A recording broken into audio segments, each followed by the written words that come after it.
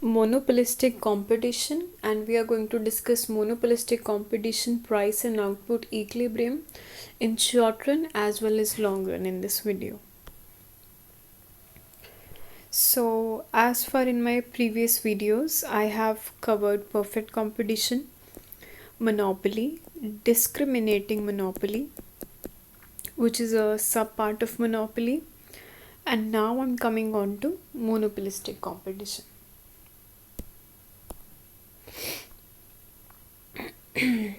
Monopolistic competition is a type of market structure where there are many firms in the market but each offers a slightly different product. They compete on factors other than price such as quality, size, brand and reliability. तो इसका मतलब क्या हुआ कि monopolistic competition एक ऐसी तरह की मार्केट है जहाँ पे वो ऑलमोस्ट सेम ही प्रोडक्ट्स बेचते हैं बट वो थोड़े से अलग हो सकते हैं, जैसे कि उनकी क्वालिटी अलग हो सकती है, साइज़ अलग हो सकता है, ब्रांड अलग हो सकता है या रिलायबिलिटी.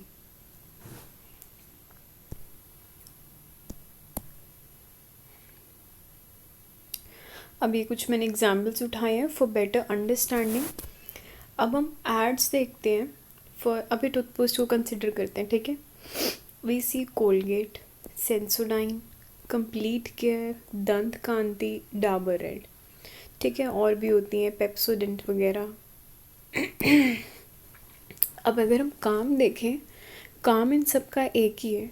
इन दी एंड क्या होता है, आपके टूथब्रश पे लग के ये टूथपेस्ट का काम ही कर रही है बट हमारी एक पर्टिकुलर चॉइस होती है. Some of you may be using Pepsodent, some of you might be using Colgate, some of you might be using Dant Kanti. ऐसा क्यों?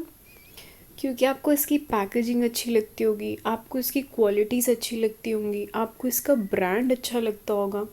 तो प्रोडक्ट असल में काम एक ही कर रहा है बट वो थोड़ा सा अलग होता है, इट्स स्लाइटली डिफरेंट. ये होता है आपका monopolistic competition. Then the other example is hair shampoos. अब यहाँ पे डव है, सनसिल्क है, हेड एंड शोल्डर्स है, सेल्सन है, गार्नियर है, लॉरियल है. बट क्या हम ये सारे शैम्पूज़ यूज़ करते हैं? No, we go just for one. ठीक है, कि हम डव यूज़ कर रहे हैं या सनसिल्क यूज़ कर रहे हैं या कुछ मेडिकेटेड यूज़ कर रहे हैं. Why? Because we have a certain choice in that, कि हमें कोई स्पेसिफिक फ़ीचर है जो हमें ऐड में दिखा कि सिर्फ इसी शैम्पू में है, किसी में फ्रेगरेंस है, किसी में वो डैंड्रफ कंट्रोल की गारंटी देते हैं, कोई आपको अलग से सूट कर जाता है. So based on the slightly different features आप इनमें से भी एक चूज़ करते हो, जबकि काम इन सब का एक ही है. So this is monopolistic competition, जहाँ पे आप एक ही तरह के गुड्स बट स्लाइटली डिफरेंट, जैसे कि colour, brand, size, quality, quantity, इन सब चीज़ों पे, शेप्स, इन सब चीज़ों पे डिफरेंट रेफर करता है. Then the clothing industry, it is also one of a major examples of monopolistic market. अब just take example of a shirt, ठीक है, वाइट शर्ट आपको 10 अलग अलग ब्रांड्स पे लोकल में आपको कहीं पे भी मिल जाएगी. But why do you choose a specific white shirt? क्यों? क्योंकि वो स्लाइटली अलग होगी, किसी की क्वालिटी बहुत अच्छी होगी, किसी का ब्रांड बहुत अच्छा होगा, कोई रीज़नेबल होगी. तो फिर से क्लोथिंग इंडस्ट्री किसका एग्जाम्पल हुई? Monopolistic competition.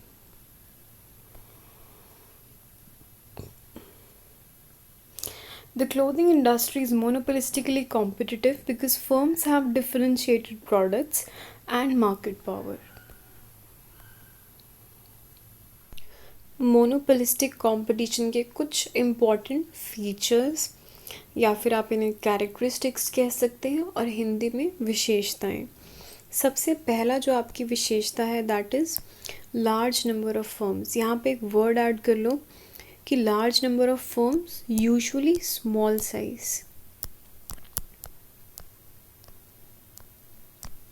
Second, free entry and exit. Super normal profits देख के just like in perfect competition firms enter हो जाती हैं और लॉसेस देखकर छोड़ देती हैं.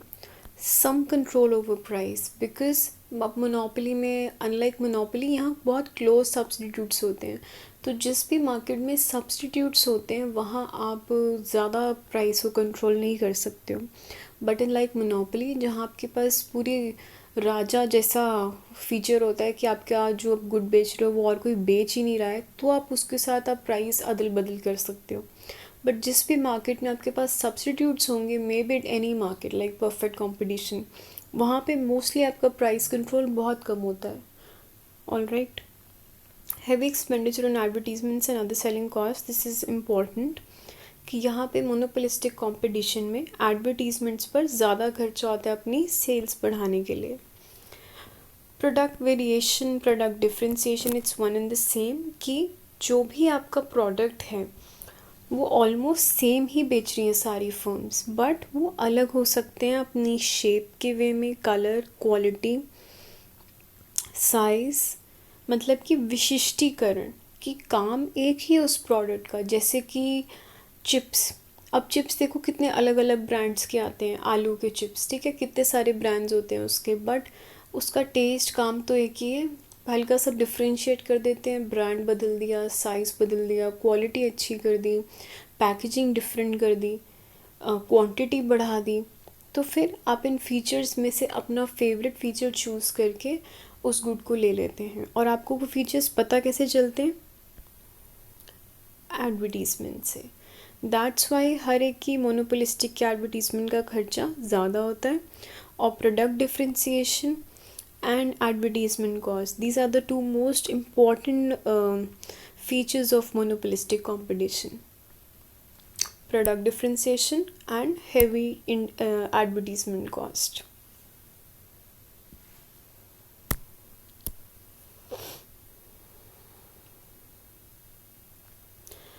Now this is a general topic, ठीक है। अगर आपसे मोनोपोलिस्टिक में ये जो भी अपने कोर्स के लिए, जिसको लॉन्ग आंसर के लिए प्रिपेयर कर रहे हैं, उसको ये किसी भी अपने लॉन्ग आंसर के बीच में लिखने की ज़रूरत नहीं है, बट एक बेसिक कॉन्सेप्ट है जिसकी कंसेप्चुअल नॉलेज सबको होनी चाहिए, तो just that's why I am adding this concept in between. अब उन्होंने बोला है कि जो AR और MR कर्व्स हैं मोनोपोली और मोनोपोलिस्टिक में कैसे बनते हैं। हम मोनोपोली में भी ऐसे बनाते हैं, मोनोपोलिस्टिक में भी ऐसे बनाते हैं, है ना। बहुतों को डिफरेंस पता होगा कि इनमें स्टीपर कौन सा है, फ्लैटर कौन सा है, कौन सा ऐसा क्यों है। Let's read. AR/MR curves are flatter under monopolistic competition. Flatter curves कैसे बनते हैं? कुछ इस तरह। Under monopoly, because of the large number of flow substitutes available for a firm output, so demand curve faced by monopolistically competitive firm is relatively elastic. अब diagram से पहले कुछ डिफरेंस समझते हैं, then you'll get it.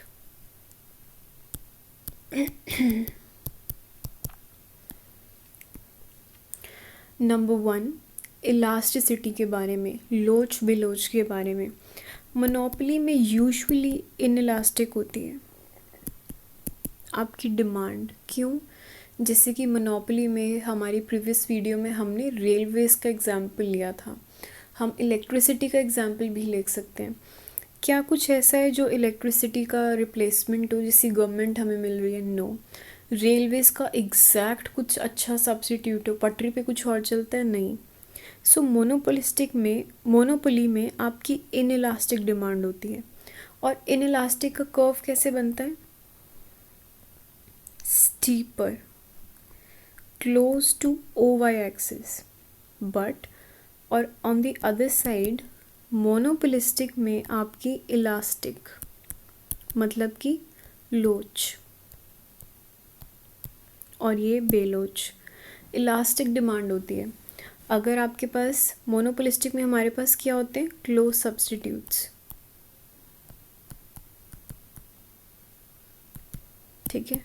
और जहाँ भी आपके पास सब्स्टिट्यूट्स अवेलेबल होते हैं वहाँ हमेशा आपकी डिमांड इलास्टिक होती है, ऑलवेज। Y elastic? जैसे कि पोटैटो चिप्स का we took the example, suppose ये लेस के ब्रांड हैं, सपोज़ ये हल्दीराम के हैं, एक और कोई ब्रांड ले लो, ठीक है। तो यहाँ क्या हो रहा है? अगर हमें लग रहा है भाई लेस का प्राइस बढ़ गया, तो हम हल्दीराम वाले लेना शुरू कर देंगे कि भाई ठीक है, अगर उनका प्राइस बढ़ गया हम हल्दीराम लेने वाले शुरू कर देते हैं। तो ये क्या होता है, ये इलास्टिक डिमांड होती है कि जब हम अपनी मर्ज़ी से अपनी डिमांड को शिफ्ट कर सकते हैं, चेंज कर सकते हैं, क्योंकि हमारे पास एक दूसरा वैसा ही गुड अवेलेबल है। तो जब ऐसे होता है ना कि हमारे पास इलास्टिसिटी होती है, क्लोज सब्स्टिट्यूट्स अवेलेबल होते हैं, तब हमारा उसका डायग्राम कैसा बनता है, वेट, फ्लैटर। तो ये फ़र्क होता है AR-MR curves under monopoly and monopolistic. ये जो UGC नेट वाले बच्चे हैं उनको ये बहुत अच्छे से कंसेप्ट क्लियर होना चाहिए। मोस्ट ऑफ द टाइम्स कभी कभी माइक्रो में क्वेश्चन आ जाता है कि मोनोपोली या मोनोपोलिस्टिक, इनमें से फ्लैटर कर्व्स किसके होते हैं, हमेशा मोनोपोलिस्टिक में। या फिर इन दोनों में से डिमांड कर्व मतलब कि AR कर्व इनइलास्टिक किस में होता है, मोनोपोली में।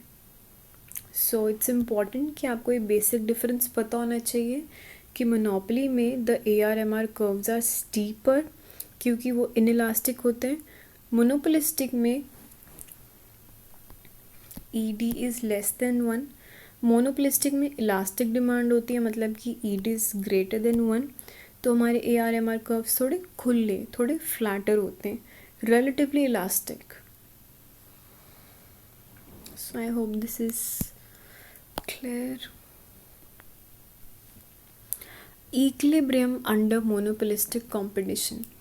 अब हम इतनी मार्केट्स इससे पिछले वाली 2-3 कर चुके हैं, हमें इक्विलिब्रियम नाम से सीधा जो चीज़ स्ट्राइक करनी चाहिए that is MRMC approach. MRMC approach में आपकी 2 कंडीशंस क्या होती हैं, first MR is equal to MC, second MC cuts MR from below। जहाँ भी कभी भी आपको इक्विलिब्रियम संतुलन की बात करी जाए, हमेशा आपके मन में सबसे पहले सिर्फ MR और MC अप्रोच आनी चाहिए, always. May be it is any market, perfect competition, monopoly और मोनोपोलिस्टिक, एनी। तब हमसे पूछा जा रहा है कि आप इक्विलिब्रियम बताइए कैसे बनेगा। एक छोटा सा ट्रिक बताया था मैंने कि कभी कभी हम इन मार्केट्स में कंफ्यूज हो जाते हैं कि किसका कर्व कैसे बनता है। एक चीज़ अपने माइंड में बिठा लो कि परफेक्ट कंपटीशन में AR-MR कर्व ऐसा बनता है, मोनोपोली में अभी हमने पढ़ा है स्टीपर, तो मोनोपोली में AR-MR कर्व्स ऐसे बनते हैं, और मोनोपोलिस्टिक में फ्लैटर बनते हैं सब्स्टिट्यूट्स की वजह से।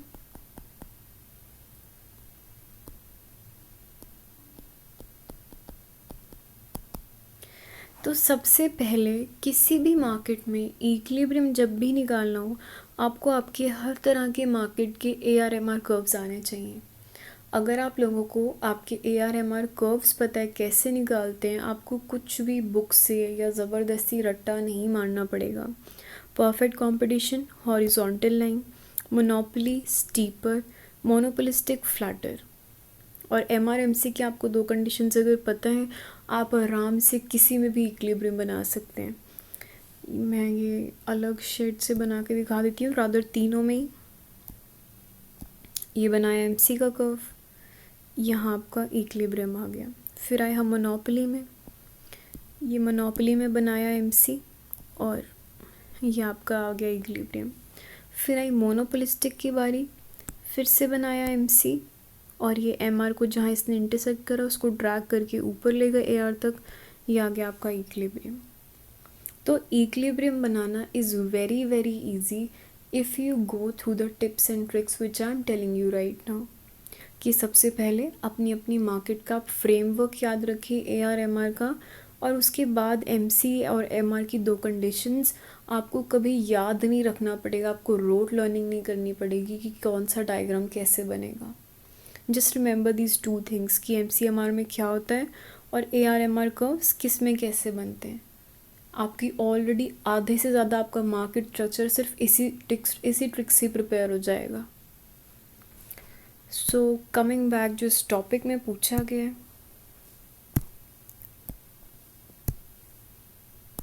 अब पहले हम बनाते हैं अपना मोनोपोलिस्टिक कर्व, मोनोपोलिस्टिक मार्केट के curves, flatter AR, flatter MR।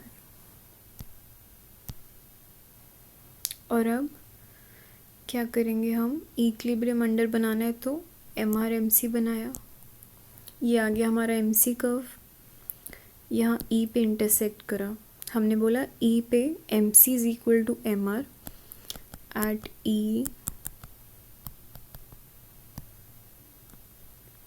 फिर सेकंड कंडीशन थी हमारे MC अप्रोच की, that MC should cut MR from below. यहाँ पे ये MC नीचे से ही कट करा तो हमारी कंडीशन इज़ फुलफिल्ड। और MR कर्व पे जो इक्विलिब्रियम है इसको हम ऊपर AR तक ड्रैग करेंगे, ये हमारा इक्विलिब्रियम प्राइस, ये हमारा इक्विलिब्रियम आउटपुट। सिंपल, ये आपका कंप्लीट हो गया इक्विलिब्रियम। यही अगर मोनोपोली में इक्विलिब्रियम बनाना होता तो AR/MR कर्व्स हम थोड़ी सी पीछे स्टीपर बना देते हैं।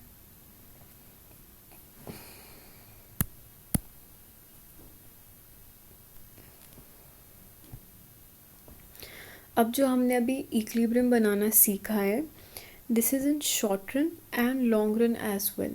जैसे कि परफेक्ट कंपटीशन में शॉर्ट रन में 3 कंडीशंस होती थी और लॉन्ग रन में 1। परफेक्ट कंपटीशन में भी होती थी super normal profits, losses and only normal profits. फिर मोनोपोली में होती super normal profits, losses and super normal profits. और अब भाई ये मोनोपोलिस्टिक की बारी, यहाँ पे भी होंगे super normal profits, losses and will see in the end.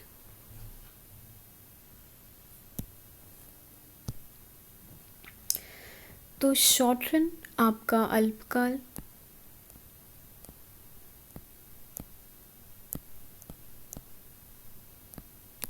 अब इसके अंदर हमने कहा है मोनोपोलिस्टिक में यहाँ भी 3 कंडीशंस होती हैं ओनली इन शॉर्ट रन। सबसे पहली होती है सुपर नॉर्मल प्रॉफिट्स,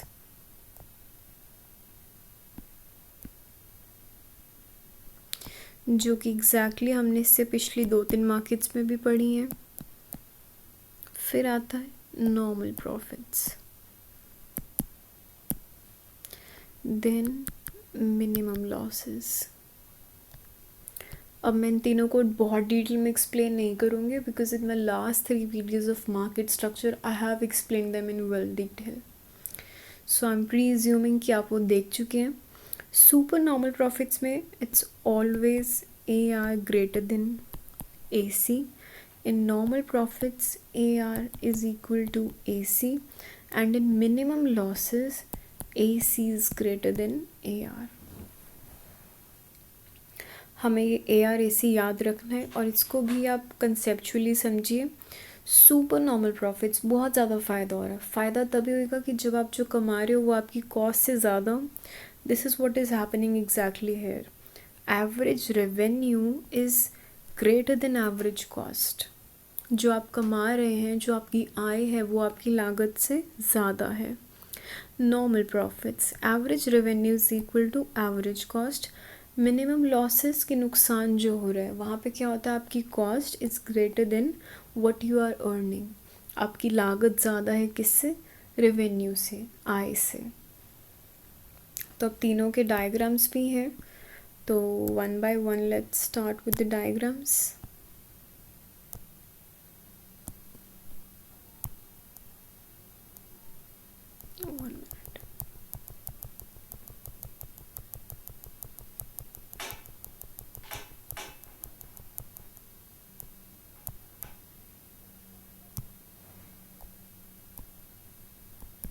ठीक है, अब इसका डायग्राम बनाते हैं।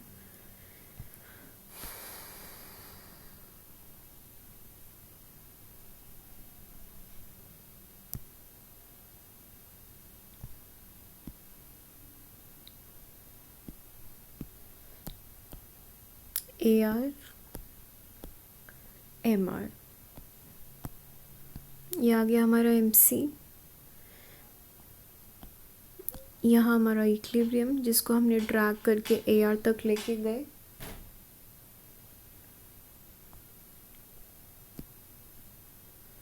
OP हमारा इक्विलिब्रियम प्राइस एंड OM हमारा इक्विलिब्रियम आउटपुट। अभी हमने जैसे इक्विलिब्रियम निकालना सीखा है वैसे ही। नाउ अब हमें दिखाना है सुपर नॉर्मल प्रॉफिट्स जहाँ पे we know AR is greater than AC। अभी हम दिखाएंगे कैसे, सिर्फ इस इक्विलिब्रियम की लाइन पे हम कैलकुलेट करेंगे। इस इक्विलिब्रियम की लाइन पे AR कहाँ आ रहा है, यहाँ पे, यहाँ पे। तो अब हमें अगर AR को ग्रेटर दिखाना है तो हमें अपना AC का कर्व नीचे रखना होगा इस ब्लैक एंड वाइट पॉइंट के। अब इस इक्विलिब्रियम की लाइन पर AC का पॉइंट कहाँ आ रहा है, यहाँ पे। नाउ अब हम यहाँ पे इन दोनों को क्रॉस करके शेड करेंगे एंड बोलेंगे ये हमारे सुपर नॉर्मल प्रॉफिट्स हैं। सिंपल लॉजिक लगाओ, जो भी चीज़ ज़्यादा होती है, जैसे AR ज़्यादा है तो AR का कर्व ऊपर आएगा, AC का कर्व नीचे आएगा। बट ये नाप तोल ऊपर नीचे की हम किस पे करते हैं, सिर्फ इस इक्विलिब्रियम की लाइन पे, नोवेयर एल्स। तो इस इक्विलिब्रियम की लाइन पे हमने कहा कि हमारा AR जहाँ भी आ रहा है हम उस इक्विलिब्रियम लाइन पे AR से नीचे AC बना देंगे, और जितना भी दोनों में गैप होगा उसको बॉक्स बना के शेड करके we will write that this is a normal profits. So let's draw the second one.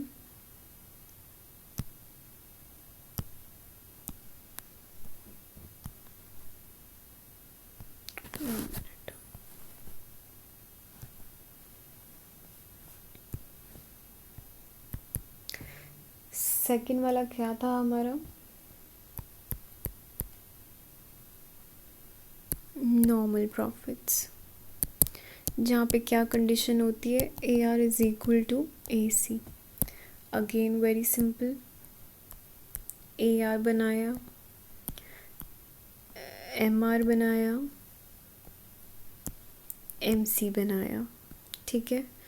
फिर से इक्विलिब्रियम लाइन को ड्रैग करके हम यहाँ लेकर आए।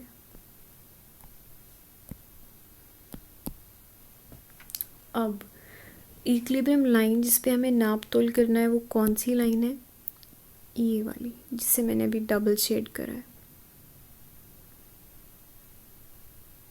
ठीक है। अब हमें AR कहाँ है, इस पे, इस लाइन पे AR कर्व आ रहा है यहाँ पे। अब हमें दिखाना है AR is equal to AC, तो हम इसी पॉइंट पर AC दिखा देंगे और कहेंगे at a point AR is equal to AC। तो हम नॉर्मल प्रॉफिट्स अर्न कर रहे हैं शॉर्ट रन में मोनोपोलिस्टिक कंपटीशन में। नाउ द थर्ड सिचुएशन,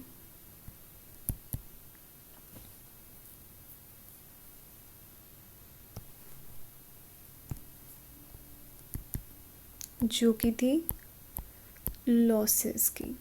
उसमें क्या होता है, AC is greater than R।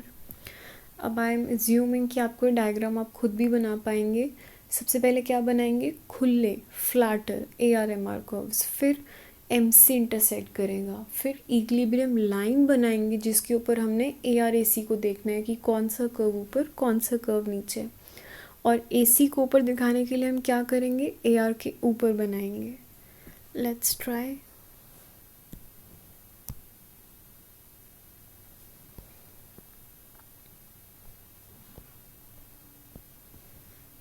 ये हमारा AR कर्व, ये हमारा MR कर्व, ये हमने बनाया MC, फिर यहाँ E पॉइंट बनाया जिसको ड्रैग करके हम प्राइस निकाला। अब the very most important next step is to define your equilibrium line.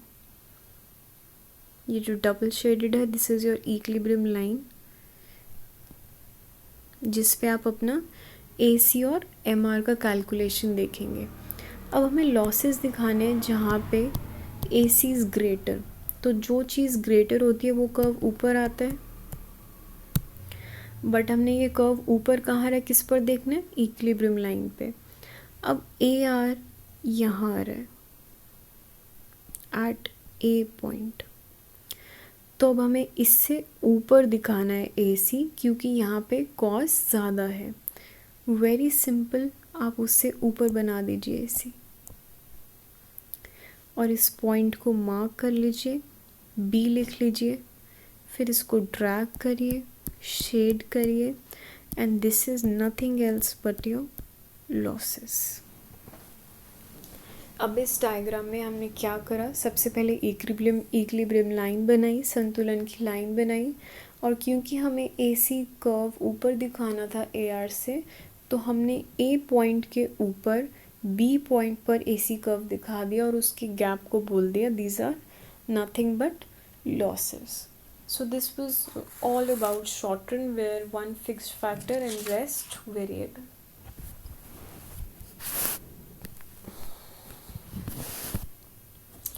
Now we'll come to long run.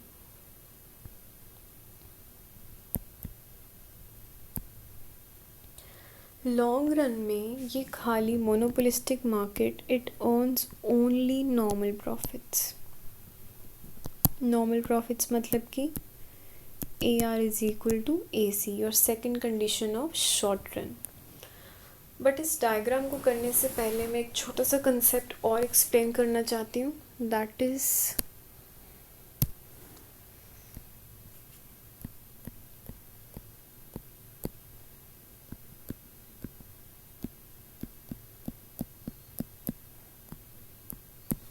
Access capacity. अब इसको समझते हैं पहले।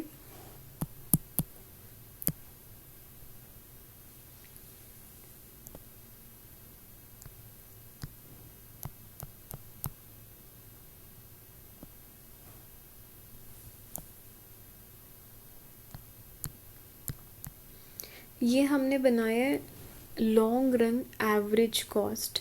जब भी हम प्रोडक्शन करते हैं ना, जो सबसे एफिशिएंट, बेस्ट, लाभदायक प्रोडक्शन लेवल होता है वो वहाँ होता है जहाँ पे सबसे लोएस्ट लेवल होता है AC कर्व का। इट इज़ एट द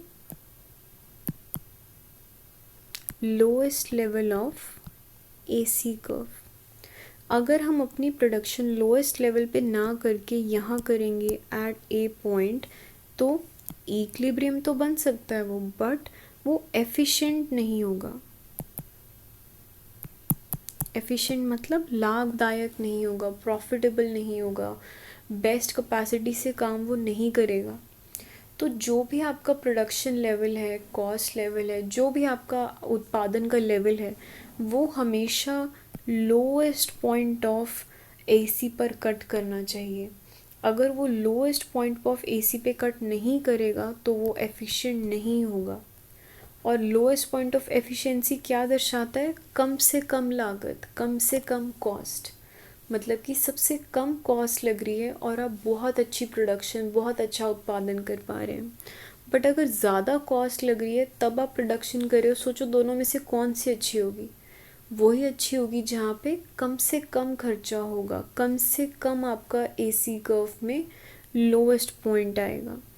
तो एक चीज़ आपने ध्यान रखनी है कि जब भी आप अपना संतुलन का, इक्विलिब्रियम का लेवल बना रहे हैं, वहाँ आपका AC curve is at its lowest point. और अगर वो लोएस्ट पॉइंट पे नहीं है तो आप मेंशन करेंगे कि यहाँ पर एक्सेस कैपेसिटी है। एक्सेस कैपेसिटी मतलब कि अभी आपकी फर्म में और पोटेंशियल है और कैपेसिटी है कि वो अच्छे से प्रोडक्शन कर सके। ठीक है, now let's move on to long run back. अब लॉन्ग रन के लिए फिर से हम AR MR बनाएंगे।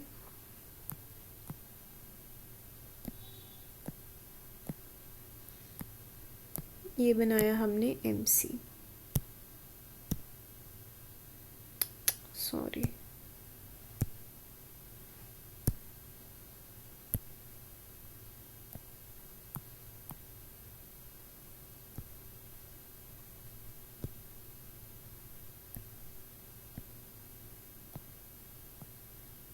MR MC, ठीक है.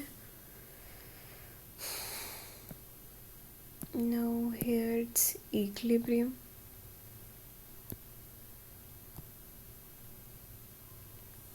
अब वेरी इंपॉर्टेंट पॉइंट, मैं ब्लैक एंड वाइट से बना रही हूँ.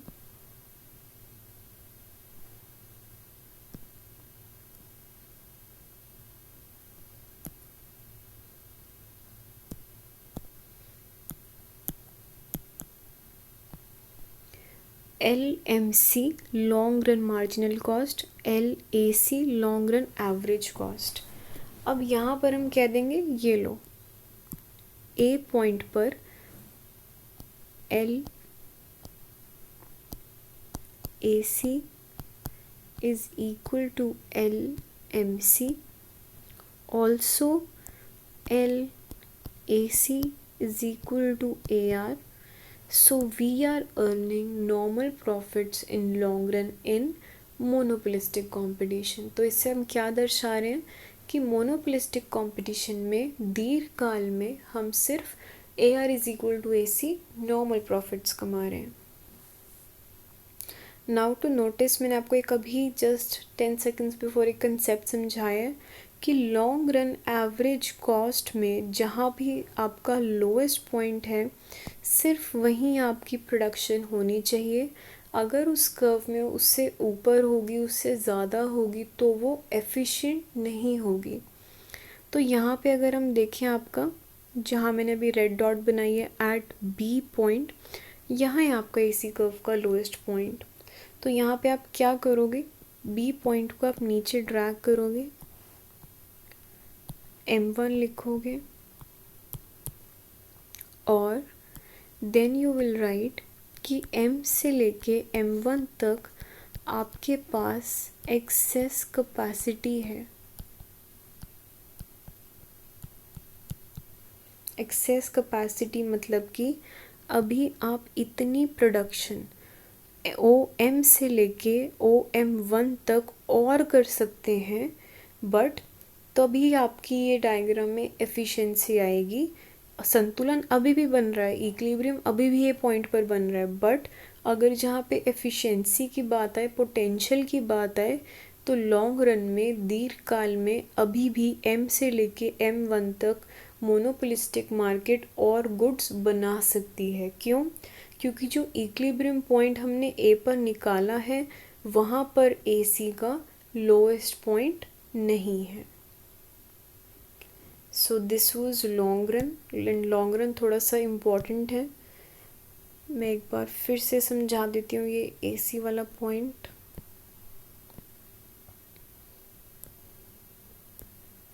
AR MR MC, यहाँ E पर इक्विलिब्रियम प्राइस निकालना था तो लाइन हमने AR कर्व पे ड्रैग करके ये OP प्राइस निकाल लिया और A पर हमारा पॉइंट बन गया. फिर हमने क्योंकि नॉर्मल प्रॉफिट्स दिखाने जहाँ पे AC is equal to AR होता है, तो इस A पॉइंट पर ही हम AC कर्व बनाएंगे जो कि कुछ इस तरह बन रहा है. ठीक है. And because we are talking about long run, because हम इसमें दीर्घकाल की बात कर रहे हैं, तो MC के आगे L और AC के आगे L लगा दो बस. उसके बाद आपका न्यू कॉन्सेप्ट आएगा कि यहाँ पर जो हमने इक्विलिब्रियम बनाया है, संतुलन बनाया है, वो हमने LAC कर्व के लोएस्ट पॉइंट पर नहीं बनाया है. तो संतुलन तो है बट लाभदायक नहीं है. तो इक्विलिब्रियम तो है बट एफिशिएंट या प्रॉफिटेबल नहीं है. तो हम एक नया कंसेप्ट की बात करेंगे, that is access capacity. Access capacity मतलब कि अभी भी फर्म में क्षमता है कि वो और प्रोडक्शन कर सके, जो कि कहाँ से कहाँ तक होगी, इसको हम यहाँ मार्क करेंगे.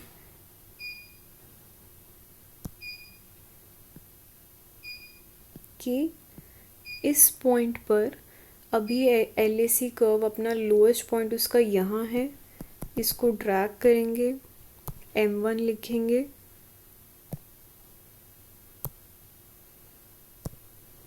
और एक्सेस कैपेसिटी आपकी कौन सी हुई, MM1 तक। तो this is a special feature, a unique feature in monopolistic competition जो हम और किसी मार्केट में नहीं पढ़ेंगे, कि मोनोपोलिस्टिक कंपटीशन में लॉन्ग रन में इक्विलिब्रियम तो होता है नॉर्मल प्रॉफिट्स का, AR=AC, बट वहाँ एक्सेस कैपेसिटी होती है। एक्सेस कैपेसिटी क्यों होती है, क्योंकि वहाँ पे हम लॉन्ग रन एवरेज कॉस्ट का लोएस्ट पॉइंट, सबसे निचला पॉइंट नहीं लेते हैं इक्विलिब्रियम में। So we are done with the long run and short run of monopolistic competition, और इसमें आपका नहीं था। तो अब तक आपने इसमें क्या करा है, अपना मोनोपोलिस्टिक कंपटीशन के फीचर्स, उसके बाद उसकी डेफिनेशंस, फीचर्स, कुछ कुछ एग्जांपल्स, और फिर इक्विलिब्रियम टू MRMC अप्रोच। और MRMC अप्रोच को हमने शॉर्ट रन में और लॉन्ग रन में पढ़ा है। शॉर्ट रन में 3 कंडीशंस होती हैं, super normal profits, normal profits और मिनिमम लॉसेस, जिनको हम ARAC के थ्रू सॉल्व करते हैं। एंड लॉन्ग रन, इन दीर्घकाल, we have the situation of normal profits, but यहाँ पर एक्सेस कैपेसिटी की प्रॉब्लम होती है। सो ये एक्सेस कैपेसिटी वाला भी नेट वालों के लिए इम्पॉर्टेंट है, and otherwise also for the theoretical exams you should know what is access capacity in long run.